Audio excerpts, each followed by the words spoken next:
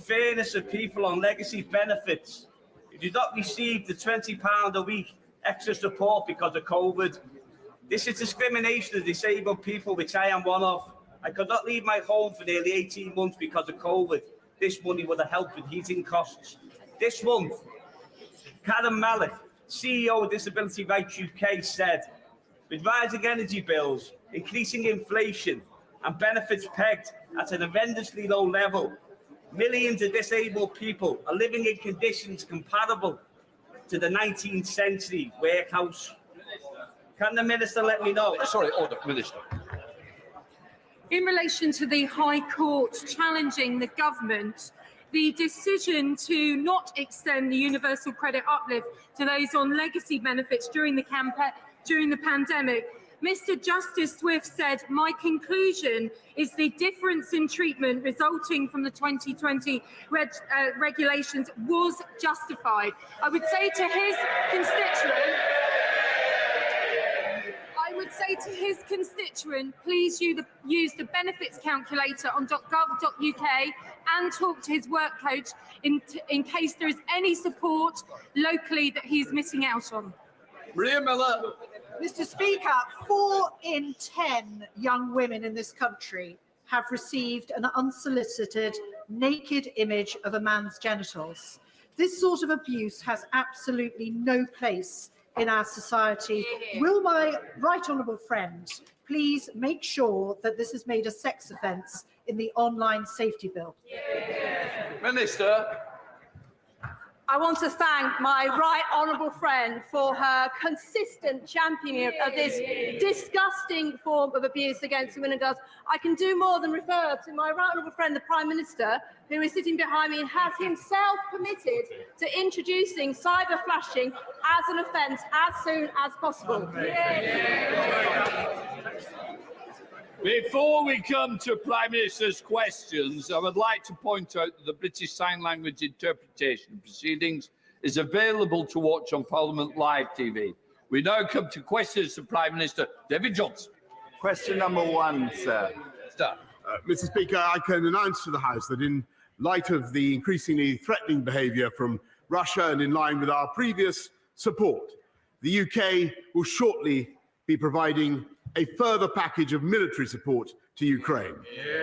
This will include lethal aid in the form of defensive weapons and non-lethal aid. Mr. Speaker, I'm sure the whole House will want to join me in congratulating Team GB's curling teams for winning gold and silver medals at the Winter Olympics. And Mr. Speaker, I know that members across the House will want to offer condolences to the family and friends of our former colleague, Sir Richard Shepherd, who sadly died earlier this week. He served as the MP for Aldridge Brownhills for 36 years. Mr. Speaker, this morning I had meetings with ministerial colleagues and others. In addition to my duties in this House, I shall have further such meetings later today. David Johnson. Thank you, Mr. Speaker. By 2027, Didcot in my constituency will be 42% larger than it was a decade earlier. Wantage and Grove will be 59% larger. There are thousands more houses going in Wallingford, Farringdon and all the villages I represent, and not a single new GP surgery. Does my right honourable friend agree that where we build new houses, we have to build new infrastructure so that people can still access the services they need to?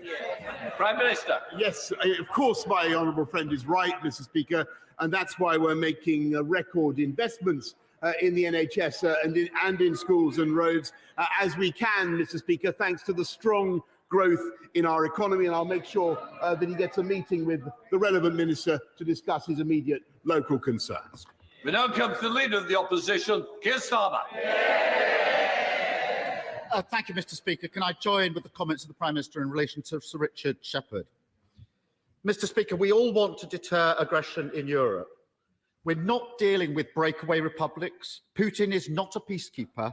A sovereign nation has been invaded. The Prime Minister promised that in the event of an invasion, he would unleash a full package of sanctions. If not now, then when?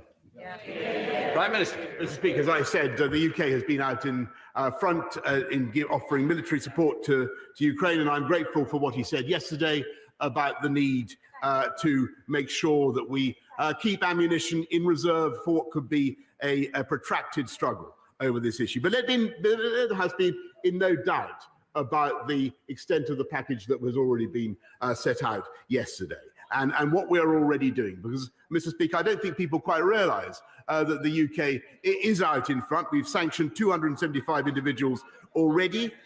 Yesterday, we announced measures that place banks worth £37 billion, under sanctions, in addition to more oligarchs. And, Mr. Speaker, there is more to come, and we will be stopping Russia. We will be stopping Russia from raising sovereign debt, stopping Russian companies from raising money, and stopping Russian companies, as I said yesterday, even clearing in sterling and dollars on international markets, Mr. Speaker. That will hit Putin where it hurts, but it is absolutely vital that after this first barrage, we work in lockstep with friends and allies around the world.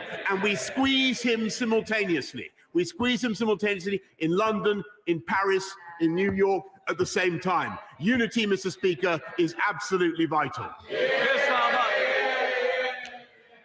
I hear what the Prime Minister says about sequencing and about further sanctions. But there's already been an invasion. And there's clearly concern across the House that his strategy, I accept unintentionally, could send the wrong message. So if the Prime Minister now brings forward his full package of sanctions, excluding Russia from financial mechanisms like SWIFT and a ban on trading in Russian sovereign debt, he will have the full support of the House. Will he do so? I'm grateful, Mr. Speaker.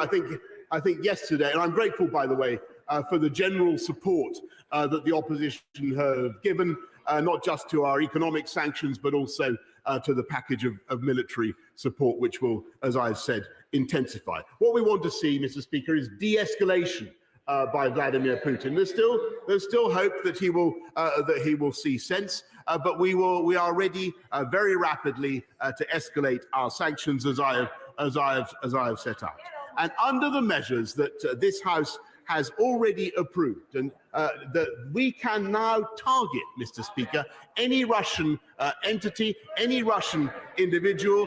We can already target not just the breakaway republics, the so-called breakaway republics in the Oblast of Donetsk and Lugansk. We can target members of the Duma who voted to recognise them. This is the most far-reaching piece of legislation of its kind, and I'm glad that it has his support.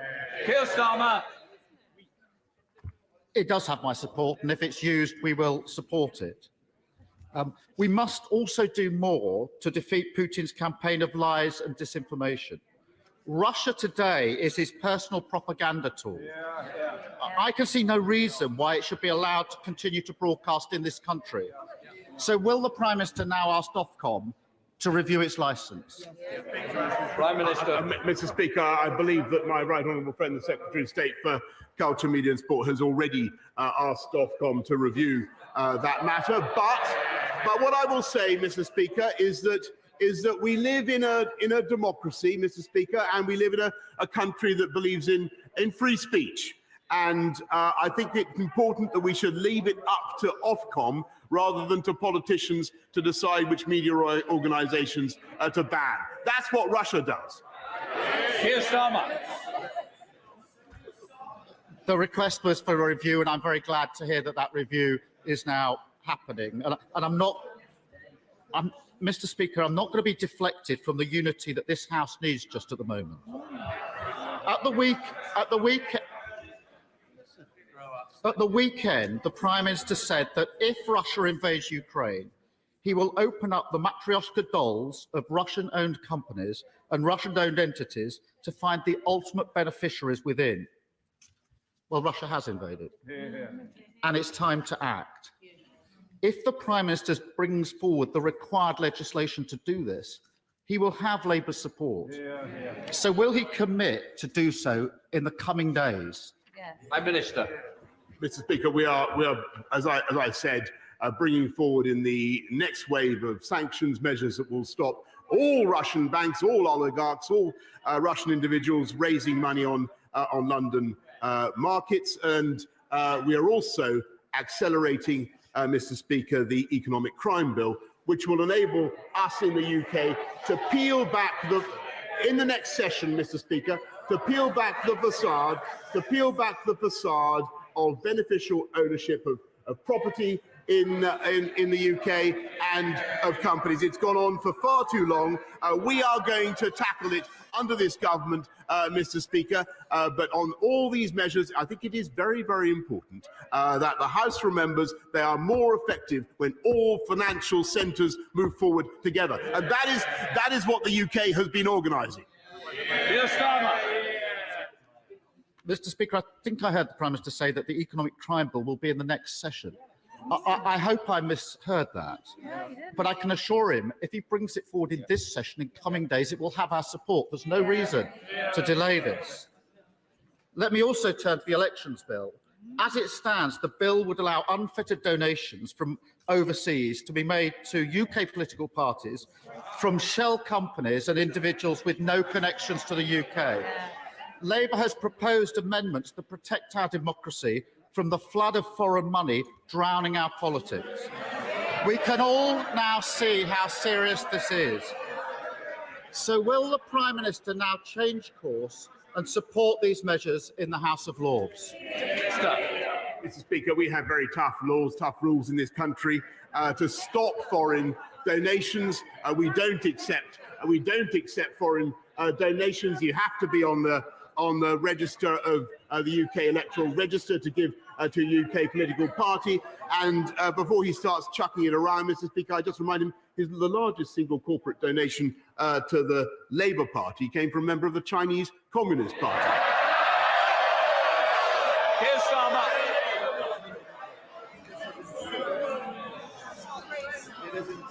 No, Mr. Speaker. At this moment, as the House agreed yesterday, we have to stand united. And I am not going to be deflected from it. I note the Prime Minister did not agree to change the elections bill. I think that's a mistake, and I ask him to take it away and look at it again, those amendments in the Lords. Putin has invaded a sovereign European nation. He is attacked because he fears openness and democracy, and because he knows that, given a choice, people will not choose to live under erratic, violent rule. He seeks division. We must stay united. He hopes for inaction, so we must take a stand. He believes that we're too corrupted to do the right thing, so we must prove him wrong. And I believe that we can. So will the Prime Minister work across the House to ensure that this is the end of the era of oligarch impunity by saying that this House and this country will no longer be homes for their loot? Prime Minister. Mr. Speaker, I don't think any government could conceivably be doing more to root out corrupt Russian money, and that is what we are going to do. And I think we can be proud of what we've already done and the measures that we have set up. Mr. Speaker, I'm genuinely grateful for the tone of his last question and for the support he has given. And he is right that it is absolutely vital that we in the UK should stand united. And people around the world can see that the UK was the first to call out what President Putin was doing in Ukraine. We've been instrumental in bringing the world together, the Western world together in lockstep to deal with the problem, to bring together the economic package of sanctions that I have set out. And Mr. Speaker, there is still time for President Putin, as I've said, to de-escalate. But what is at stake, being absolutely no doubt, is not just the democracy of Ukraine, but the principle of democracy around the world. And that is why the unity of this House is so important today. And it is absolutely vital that the United Kingdom stands together against aggression in Ukraine. And I am grateful for the broad support that we've had today from the Leader of the Opposition. Thank you, Mr. Speaker. Following last week's Q&A at the Shepley Village Association, and after receiving a huge number of complaints from constituents, it is clear that speeding is a major problem, not just in Shepley, but across all parts of Dewsbury, Mirfield, Kirkburn and Denby Dale. Rather than action being taken after people have been killed or seriously injured in collisions, would my right honourable friend agree with me that prevention is better than the cure and that the Department for Transport Circular 2007 needs a long overdue review? Prime Minister. Yes, Mr. Speaker. Look, I thank him. I share his passion on this issue as a cyclist, and I do think that we need to crack down on speeding, which does play a role in excessive deaths on our roads. And the Department of Transport is updating the circular that he mentions on the use of speed and red light cameras. And I'd urge him to get in touch with my rather honourable friend, the Secretary of State. Leader of the SNP, Ian Blackford. Thank you, Mr. Speaker. Yesterday, this side of the House made clear that the SNP stands united against the Russian invasion of Ukraine, and this needs to be included with tougher and stronger sanctions. But as the chair of the Foreign Affairs Select Committee rightly said, we shouldn't be waiting for Russia to attack others to clean up the corruption and Russian money which has been fueling in the UK. Under the Tories, a sewer of dirty Russian money has been allowed to run through London for years. I went to the Prime Minister, the then Foreign Secretary, in 2017, and I raised the issue of limited partnerships, 113 of which have been used to move $20.8 billion out of Russian banks. Corruption on an industrial scale. Why did the Prime Minister do nothing back then? And why is he still doing nothing now? Prime Minister. Mr. Speaker, I'm grateful to him. I think that he was right to come to me then, and I've always enjoyed talking to him, as I've told him many times. I think he's right on the issue. We do need to stop corrupt Russian money in London and every other financial capital. That's why we've already taken the steps that we have taken, but we are going much further to uncloak the true owners of Russian companies and Russian properties in this country, and high time, Mr. Speaker. No country is doing more than the UK to tackle this issue. Ian Blackford. Mr. Speaker, that meeting was 5 years ago, and I offered to work with the Prime Minister 5 years ago, and nothing has happened. The truth is that Russian oligarchs who give the right people in power a golden handshake have been welcomed into London for years. Their activities weren't stopped, they were encouraged. And plenty of these golden handshakes just so happened to find their way into the coffers of the Conservative Party. Mr. Speaker, £2.3 million, in fact, since the Prime Minister took office. A leading American think tank has publicly raised concerns, and I quote, about the close ties between Russian money and the United Kingdom's ruling Conservative Party are a block to stronger sanctions.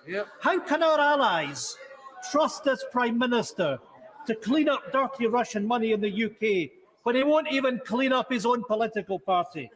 Will he finally commit to giving up the 2.3 million his party has raised in from Russian oligarchs? Prime Minister. Mr. Speaker, I just think it's very important for the House to understand we do not raise money from Russian oligarchs. People who give money to this.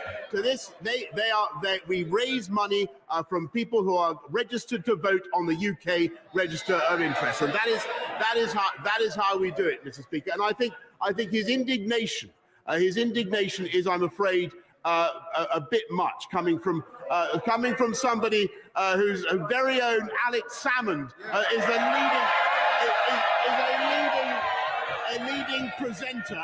a leading presenter on, as far as I know, on Russia Today, which the leader of the opposition has just called on this country to ban. Sir Bill Wiggin.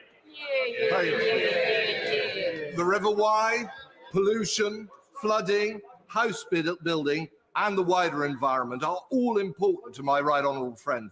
So will he meet me to discuss the future of the Environment Agency? Prime Minister. Well, I'm always happy to meet my honourable friend, and I congratulate him on on his recent elevation. But, Mr. Speaker, I also must say that I think the Environment Agency faces many challenges and does an outstanding job of building flood defences. 314,000 homes are better protected than since 2015, and we continue to invest massively to help them. But I'm always happy to meet him. Caroline Lucas. Thank you, Mr. Speaker. Yesterday, when I asked the Prime Minister about Russian meddling in UK elections, he looked very shifty before claiming he wasn't aware of any. Yet, when he was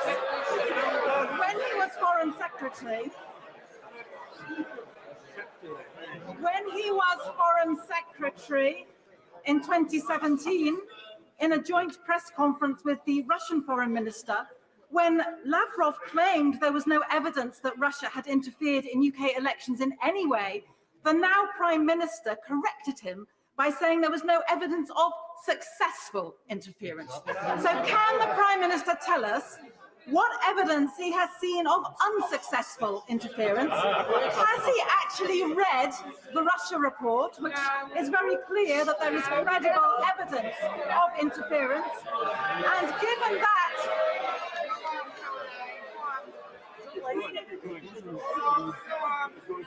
And given that, as his Defence Secretary said earlier this week, information is as powerful as any tank. Can he explain why he's turning a blind eye to allegations of Russian disruption and playing fast? Order. I hope we're coming to the end of the question. I do need to.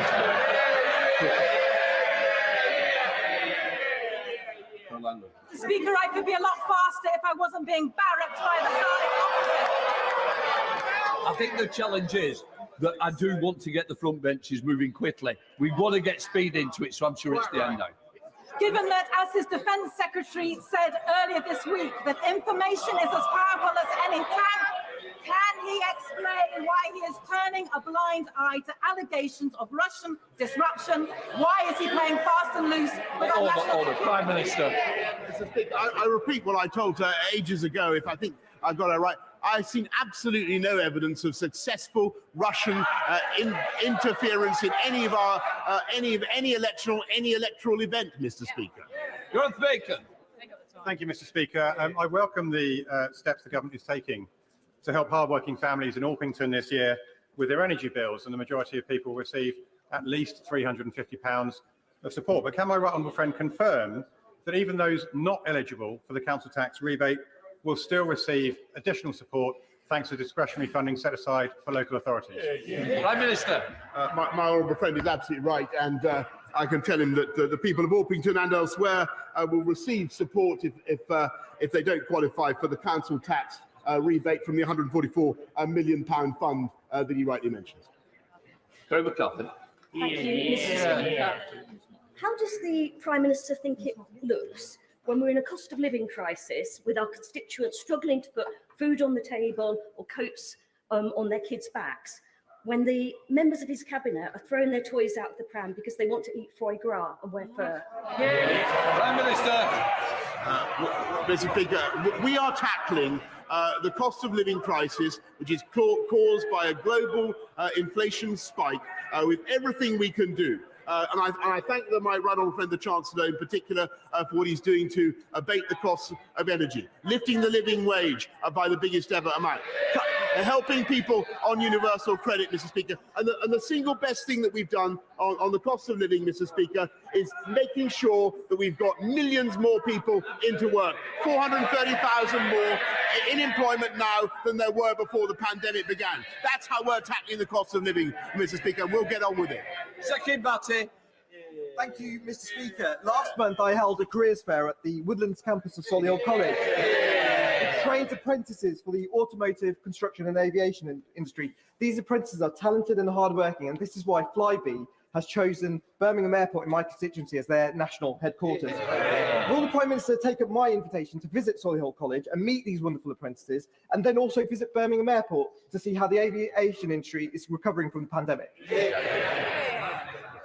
Mr. Speaker, I'm only too thrilled to visit my honourable friend in Meriden at any time. Imran Hussain. Mr. Speaker, the member for Sherwood is currently under investigation for Islamophobia following accusations he told a fellow MP that her being a Muslim was making colleagues uncomfortable. How did the government punish this behaviour? With a promotion that puts the accused member in charge of the complaints procedure. And of course, Mr. Speaker, we all know that the Prime Minister himself is no stranger to derogatory remarks about Muslim women. So let me ask the Prime Minister. This is not the appropriate place to be raising this. We now go to Nikki Aitken. Thank you, Mr. Speaker. I have just come from a meeting with the London Pedicabs Operators Association, Transport for London, Department of Transport, where sadly the honourable member for Christchurch confirmed that on Friday he will be objecting once again to my Pedicabs London bill, which means it will fall. Does my right honourable friend agree with me that it is time that we legislated for pedicabs to make sure that they are safe for women and girls to use, that we rid ourselves of the dodgy fares and that the noise that they create is...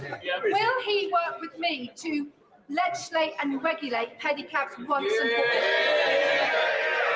Mr. Speaker, when I was Mayor of London, I always yearned to be in a position to put this through Parliament, and now I am. I'm very grateful to her. We will make sure that we give parliamentary time to make this possible. I think it will be a boon for cyclists. It will be a boon, Mr. Speaker, for taxi drivers, and it's high time we did it.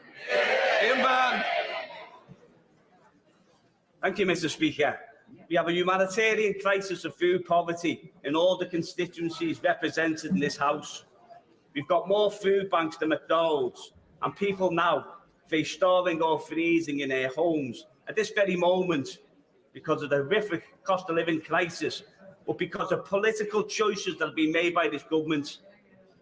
In 2015, the government signed up to delivering the 2030 Sustainable Development Goals domestically, including ending hunger. Can the Prime Minister tell me who and what department is responsible for delivering this goal to end hunger domestically? And can he send me a copy of the plan to deliver it? Mr. Speaker, the whole of government is engaged in that campaign, and to that end, we expanded free school meals for 5 to 7-year-olds, which helps 1.3 million children. We boosted the Healthy Start vouchers by a third, Mr. Speaker, and of course there's the holiday food and activities programme that continues to run, the £200 million fund. But the best thing that we can do as a country, as a society, is keep going with our plan for economic growth, with higher wage, higher skilled jobs, putting bread on the table of families up and down this country. Thank you, Mr. Speaker. Speciality Steels is an important steelworks in Stocksbridge in my constituency. It produces high-quality steel and it's provided high-value jobs for generations. But sadly, following the collapse of Green Steel Capital, the parent company, Liberty, has faced financial uncertainty for some time, threatening the business and thousands of jobs. So does my right honourable friend agree with me that the steel industry sits at the heart of our levelling up agenda? And will he commit to looking at all options to support the business through this period of uncertainty, as the government has done so effectively for Forge Masters and British Steel? Prime Minister. I thank her very much, and I thank her for everything she does to champion steel. And I think she's right. I think that it is of strategic importance for our country, and we've got to look at ways in which we can help the steel industry to have access to cheaper, low-carbon energy. And this government will do everything we can to ensure that that happens. But so far, we've provided over £600 million since 2013 to help with the cost of energy, and we have we've also put in a £350 million industrial energy transformation fund. But I want to stress to the House that that alone will not be enough as we transition to a low-carbon future. I think that hydrocarbons must also have their place. Thank you, Mr. Speaker. Unpaid family carers are treated appallingly by this government. I'm not talking about paid care staff in care homes, but people who provide care unpaid for family members. While food and energy costs skyrocket, carers allowance is increasing in April by only £2 to a miserly £69 a week. But this insulting amount will now be more than swallowed up by paying the £2.50 cost of a single lateral flow test so that carers can keep the person they care for safe. How can the Prime Minister justify this tax on caring? I thank her very much, and I think that the whole House understands the pressures on carers and the immense amount that they contribute to our society, and we are doing our best to support people throughout our country. We can't, I think the House also understands that we can't indefinitely support free universal free testing. What we are doing is uprating the carers allowance, and of course carers are also entitled to the increases that we're putting through in universal credit. Jones. Thank you very much, Mr. Speaker. Can I follow up my right honourable friend's statement on Monday on removing the COVID restrictions? I welcome the further support for the immunosuppressed. Will he ensure the NHS reviews the system for identifying the most vulnerable, as I think some who are at risk are in danger of being missed, for example, those with blood cancers? And will he then ensure that the relevant testing and antiviral drugs will be readily available alongside boosters for the immunosuppressed, but also for their carers? Yes, he's making a very important point about the immunosuppressed and the need to identify them correctly. We currently think there are 1.3 million. Yes, of course, they will have access not only to testing but also to vaccines, to boosters, and priority access for new therapeutics and antivirals. Santo. Thank you, Mr. Speaker. Last October, a promising young footballer in my Ilford South constituency called Kamran Khalid, he was a former winner of Chelsea FC's Asian Star Scheme and played for the famous Senrab FC in Wanstead. He was on his way home to see his mum after finishing at the gym, and he was stabbed 24 times, murdered just yards from his front door. One of the perpetrators, alleged perpetrators, was as young as 15. So, Mr. Speaker, I would hope that the Prime Minister would agree with me that far more needs to be done to stamp out the scourge of knife crime, including addressing the underlying causes.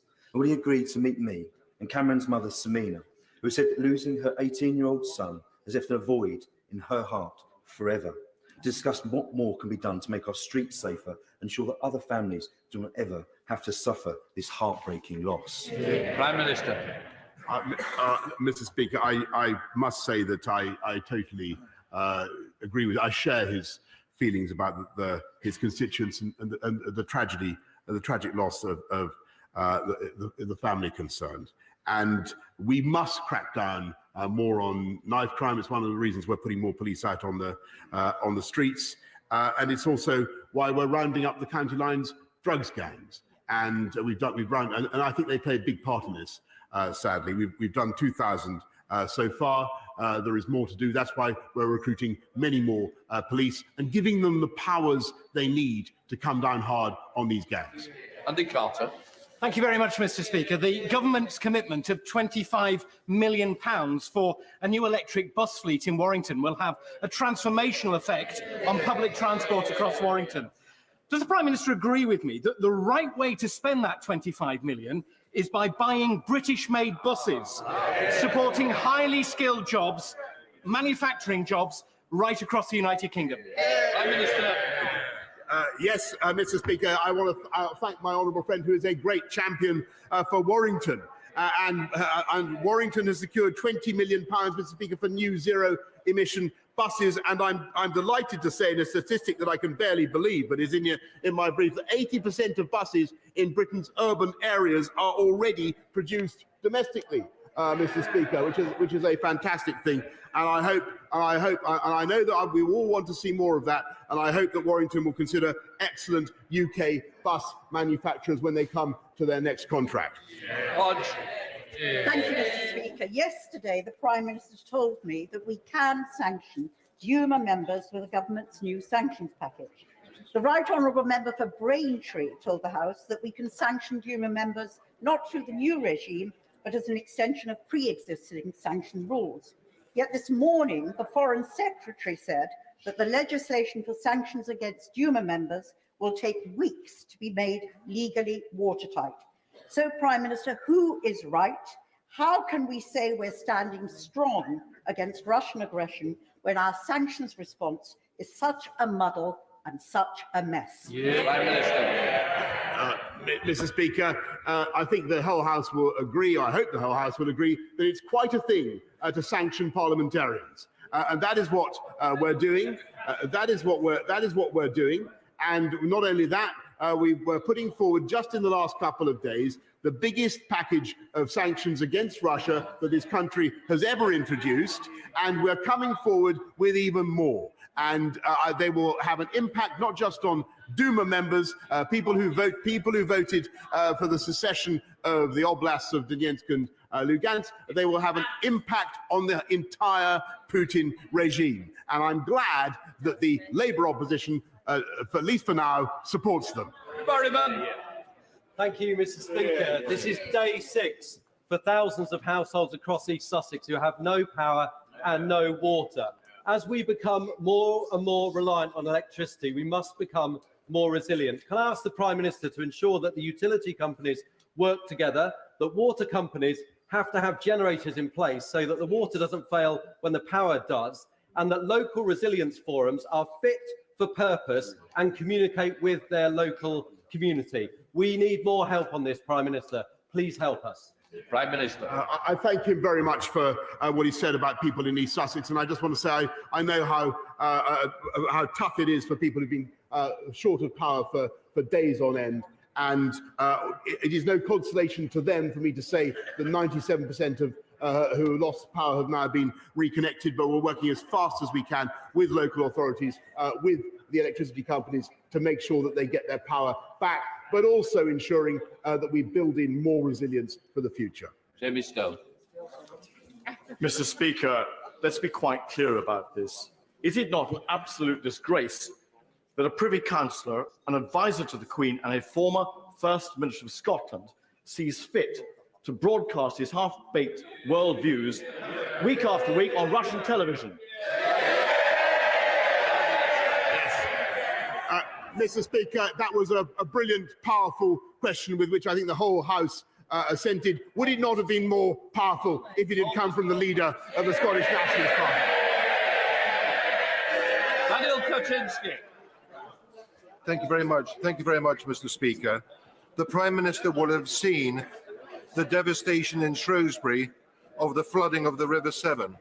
This is the 3rd year in a row that Shrewsbury has faced these appalling floods. I chair the caucus of 44 Conservative MPs who have the River Severn, Britain's longest river, flowing through their constituencies. Will he help me and our caucus to do everything possible to find a long-term solution to managing Britain's longest river? And in the meantime, we have put forward 4 opportunities for flood defences in Shrewsbury to DEFRA. Would he please take an interest in these? Because Shrewsbury cannot afford a 4th year in a row of flooding. Prime Minister. I thank him very much for what he's said, and he's completely right in what he says about the Severn and the violence of flooding in the Severn, which I've seen for myself, the Severn area, which I've seen for myself several times. There are still flood warnings in place along the Severn, Mr. Speaker. And all I can tell him is that we are working flat out to put the remediations in place to help people who have suffered from flooding, but also investing £5.2 billion in the flood defences of this country. David. The leader in this morning's Times is a scathing criticism of the government's limited sanctions against Russia. If the Prime Minister won't listen to members of this House, would he at least listen to the Times newspaper? Prime Minister. Mr. Speaker, I have the utmost respect for the media, and of course I study as much as I possibly can. But I have to say, I think that the package that the UK has put forward has been leading the world, and there is more to come. And Mr. Speaker, I hear somebody on the opposite benches say that this is this is so far weak. It's not. It's going to be. It's strong. It's going to be very strong. Something that would be strong, Mr. Speaker, would be to take the whip away from the 14 members of the Labour Party who say that the aggressor in Ukraine is NATO. That would be a strong thing to do. That's the end of Prime Minister's questions. Point of order, Bridget Phillipson.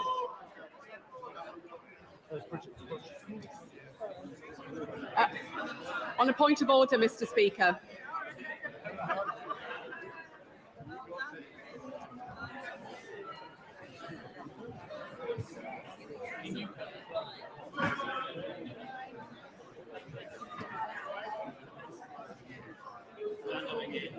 Mr. Speaker, on a point of order, have you been given notice? Bridget Phillipson. Thank you, Mr. Speaker. On a point of order, have you been given notice that an Education Minister will make a statement to the House on the Government's response to the Auger Review, the future of student and university finance, and the financial arrangements governing student loan repayments? No less than 1,000 days after Auger reported, it seems that the Government is once more interested in briefing journalists than informing the House on the future of our universities. It is extraordinary that the Government is yet again choosing to announce serious changes to higher education in this way. Students will have this morning seen their hard work belittled by ministers. Order. You've raised the point of order. You can't make a speech on it.